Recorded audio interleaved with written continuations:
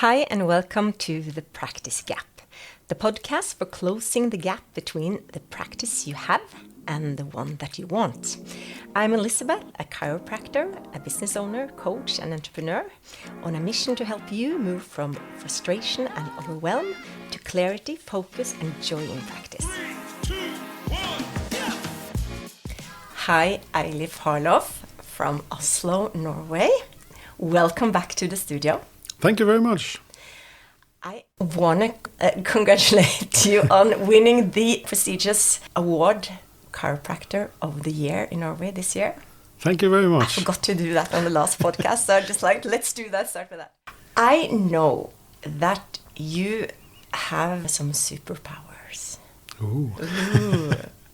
I didn't know that. I know. What are your superpowers? I don't know. You tell me. Well, I've heard that you have several. I heard that you are a doer, that you get stuff done. And to be a doer, you need to be able to focus. So I would guess that one of your superpower is to focus. And the third thing that I've heard that you are really good at, it's patient communication. That is one of the things our audience really would love to hear more about. So I'm thinking to devote this podcast to patient communication. Oh, that's interesting. Does that sound okay for you? Yes, very good. I love it a lot. I'm not so sure if you ask the people around me if focus is my best point. I'm a bit all over the place, but I think I can focus, and when I focus, I do it good. And I can put a lot of energy into to things and get things done. Yeah. But I have a lot of balls in the air. Well, that's not a bad thing. No. You need to have a lot of balls in the air to pick that one that is really important, that you want to spend time on. And if you have no balls in the air, nothing really happens. Yeah. So I throw them all up. Good. Projects are good. Like you do. Yep. So when you have a new chiropractor or an intern in your office, when you start talking about patient communication, what's your starting point? What do you start to teach them, or like where do you start? I think it depends on the person, but a lot of the times they don't have the security about what they're going to say and how they're going to perform. And so I try to say, well, how would you communicate to your mother or your sister or your brother or your best friend? How would you communicate what you're doing and what they need of treatment if they had a... And then I think they start to relax a little bit and say, okay, I would say this and this and this. And that makes it easier for them to be honest, which I think is one of the most important things, how to communicate in an easy way. There is also two different, and like you have the verbal communication, and you talked a little bit about touch in the last episode and the communication you do with your hands. The non-verbal communication, could you talk a little bit about the difference between the verbal and the non-verbal? Yes. According to science, non-verbal communication is much, much larger than the verbal communication. I think it's about 80%, is it? Or something like that? It's big. It's huge. And particularly also when we use our hands, I think it's even bigger sometimes.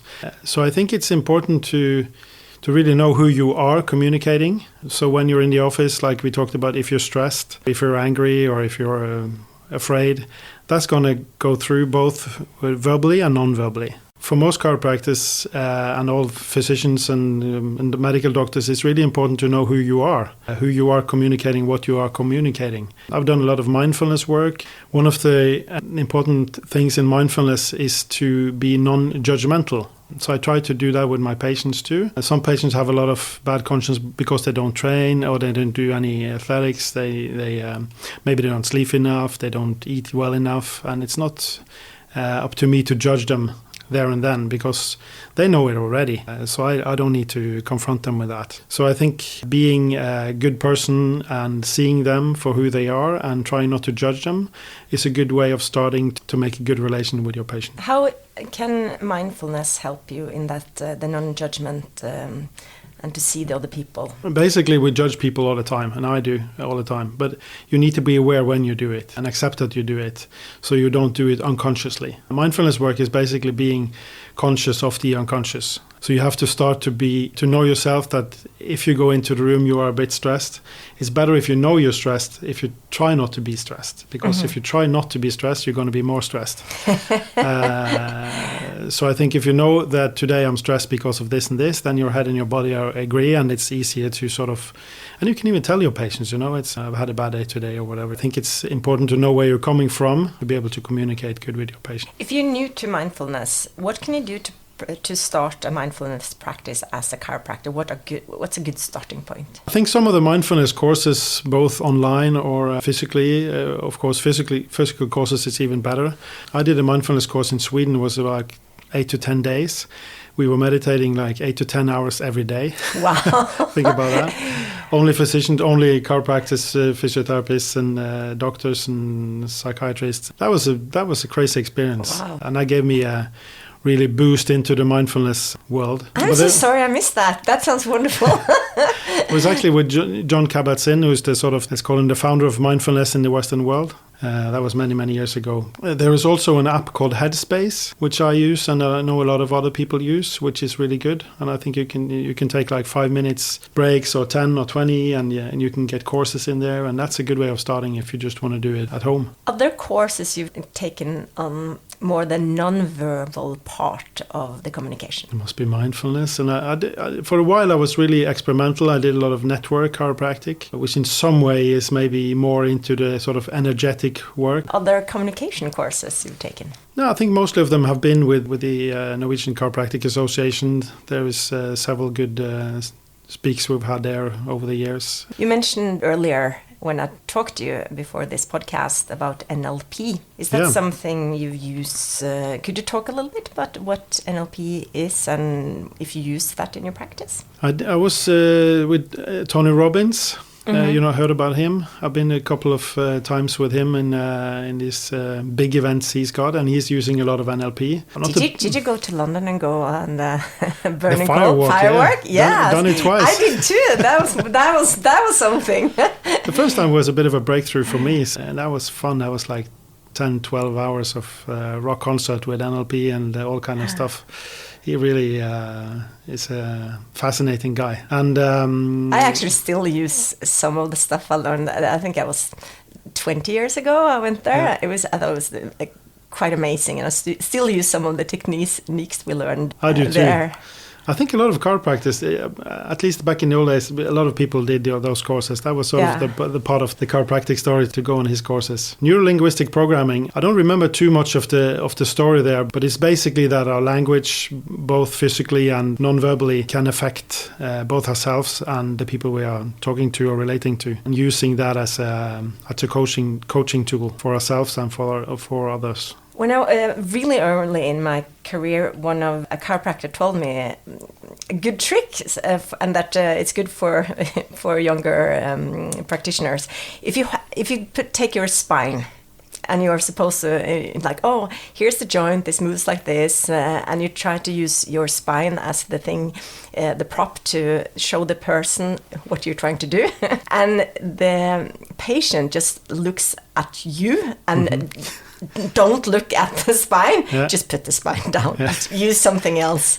And then you also take the spine up, and then usually if you have an engineer, they're so interested, like their eyes are just on the spine, they don't see me anymore. So it's a good way of just try to at least some tools to where to start, try to explain what you do to the patient. Do you have any tricks that you've consciously or unconsciously used in your clinic when you're trying to explain to the patient what you are trying to achieve with your treatment? I probably have, but I don't have like scheduled program for how I do it. I think my philosophy is to try to do whatever comes when it comes. So when I talk to somebody, I try not to go with my gut feeling, because like you say, people are completely different. So what I say to somebody can be scareful as hell as for somebody else, it could be the best thing you say in the world. So I think I try to go with the flow and see how I feel is the best to communicate with that person. So I'm not into scripting or anything like that. I think it's good maybe for younger chiropractors to make sure they say everything, but I think it also puts you in a position where you maybe communicate not from your heart or from your gut feeling of how you should communicate with that person. So I think I say a lot of different stuff to a lot of different people, and maybe something will feel crazy to say to somebody, but but to somebody else it makes sense, like you say. But just language you use there, like communicate with your heart or your gut, then you're already in your language telling me as a listener that you are using much more senses in your body, and you're being aware of how you also communicated with your body or your non-verbal communication. So those are really nice pictures, so thank you for those. Thank you. I think for the patient to feel really seen is very important, and then you have to the whole of you needs to see the other person, and they really need to feel it as well. A lot of people are afraid to go to chiropractic. And I often ask them, are you afraid of treatment? Yeah, I'm a little bit afraid, and you need to sort of address that and not hammer loose on the C1 at the first treatment. So focus on the person and try to be mindful where they are, how they breathe, what they may be thinking, like to have the full focus on the person who's there. Yeah, and also at yourself, because if you are aware, then you become aware of they being aware. What's going on. Start with yourself first. Yes, always. Always. That's sometimes the hard part when you come 5 minutes late for the treatment and you're stressed out, and you I remember sometimes we made like promise to ourselves that before you take a patient in, you take a few deep breaths and you sort of reset yourself in a way. And so I have one thing which I sometimes do if I have a difficult patient coming in, and sometimes you think, he or she is coming today, what I'm going to do. And I try to picture myself blank papers, like anything could happen, anything could be, I don't have any judgment, whatever is going to happen is going to happen. And a lot of the times, suddenly they say something that changes the whole thing, or you say something, or sort of you need to space out and just start all over again in a way, and see what happens, and blank your mind out, because we're so preset that it's going to be difficult, and then it becomes difficult. So what you say is what's going to happen. So. We had in the clinic, we had a coach talk to us a couple of years ago, and she used a term that we leak. When we feel like we just leak. Everything we think about, it just leaks. And I thought also that's a nice kind of metaphor, net ways to think about. We often think that we are so good at hiding what our thoughts, but we leak. Yeah. And I mean, when you meet somebody, they leak. If you work with people, I mean, it's like you know that they're unhappy. They don't have to say. They can smile and I'm like, you're not happy. You're still not happy. And our patients know that, and we know that. So to be conscious about that is a good starting point. Definitely. I talk a lot about stress with patients and sleep and all kind of other things. I think it's important that we see the whole person and their whole sort of life. How do you talk about stress? I just ask them, how are your stress levels? Are they more than normal, less than normal? I try not to sort of pick into too much. And I say, like, is it work stress or home stress? Because it's easy for them to say, like, home stress, that's okay, but you don't want to say you have trouble with your husband or your... That's a good one, home stress or work stress. And sometimes when you start to sort of ask a few questions, then they suddenly, and if you're not judgmental and sort of, if you're in a good space, then they open up, and they sometimes, if they trust you, they will tell you more or less everything. If they don't trust you, they don't tell you anything. Yeah. So you need to give them trust, and you need to be trustful. How can we cultivate trust as a practitioner? Yeah, I think again you need to know where you come from. You need to who you are in the room, so they can feel that they can trust you, and you have to show it with your hands when you're touching them. Of course, make sure that you say to them that if you have any secrets, that's staying in the room, confidentiality and things like that. But I think people feel it when they can open up, and they feel comfortable, or sort of. In a way that they can tell you something that maybe they don't tell too many other people. And it could create a safe space for the patient. Yeah, definitely. Yeah. And something happens when you touch people, because a lot of people, they're not touched that much. Yeah. So then you can feel them in a different way. And usually you see them in the face also. Definitely. With the muscles. It's like, how are you doing today? It's like, oh, you are not having a great day. Or you can see that they have a headache. The being aware part. I think a lot of chiropractors like ourselves, I've been working for many years, we can sense a lot of what's going on, and if we use it, then we can use it for the right thing, and we should use it, I think. We don't need to pick on things, but we can say, how are you really doing today? Or suddenly they say, my dog died yesterday or whatever, and then you can act thereupon and maybe be more gentle. Yeah.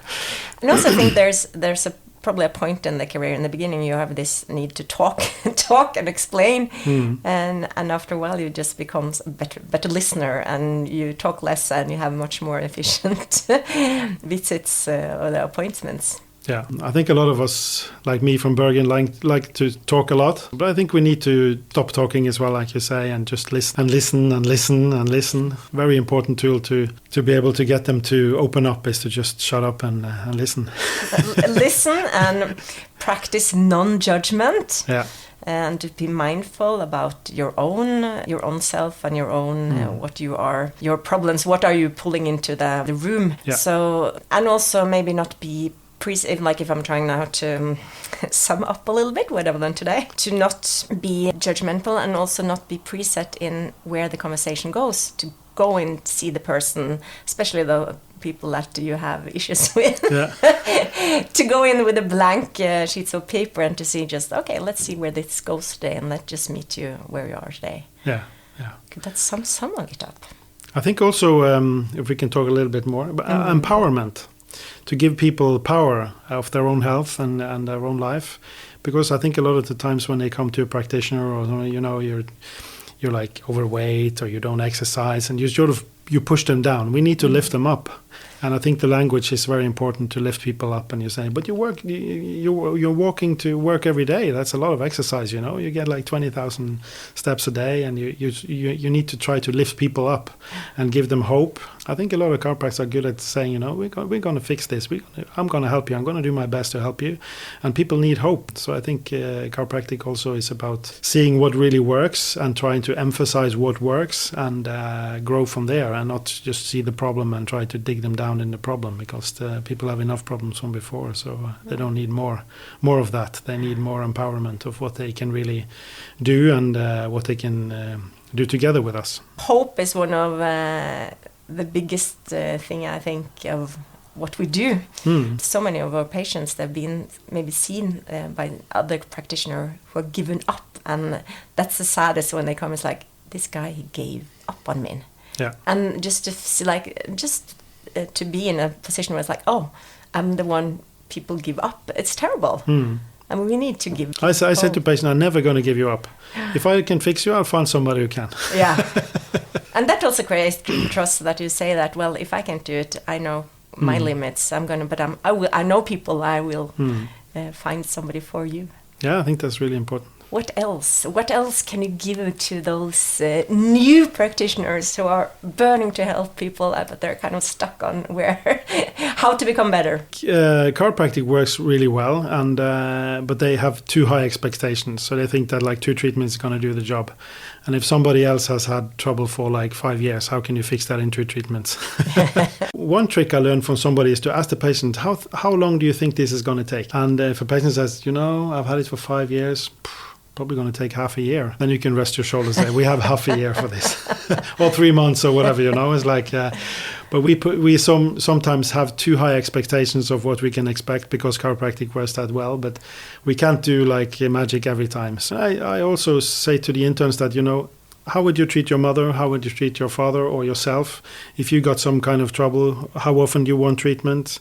And of course, sometimes I want treatment every day. I mean, some of the best athletes have treatment twice a day.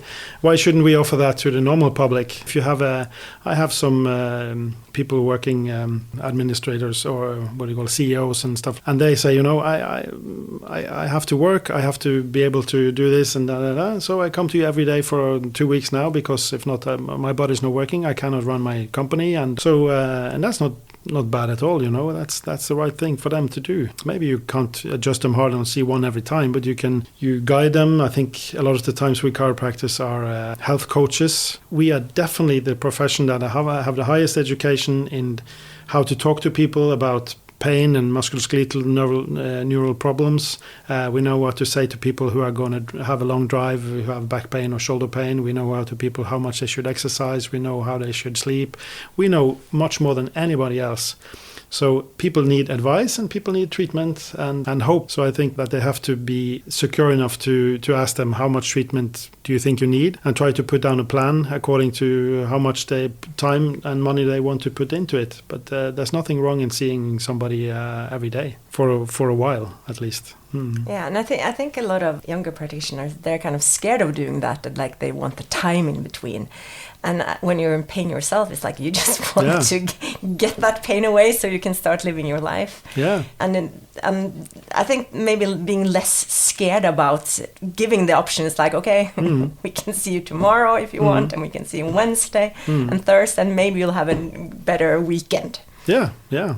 I mean, if you need something really bad, then you do it. Yeah. And like some athletes, we treat them twice a day. That's no problem, because they're going to have a competition on Saturday. You need to see them like every day. And why shouldn't somebody like a mother who's got a small baby, she needs to function for that baby. Why shouldn't you see her every day to make sure that she can take care of her baby? It's the same kind of problem. It's just that it's not on television.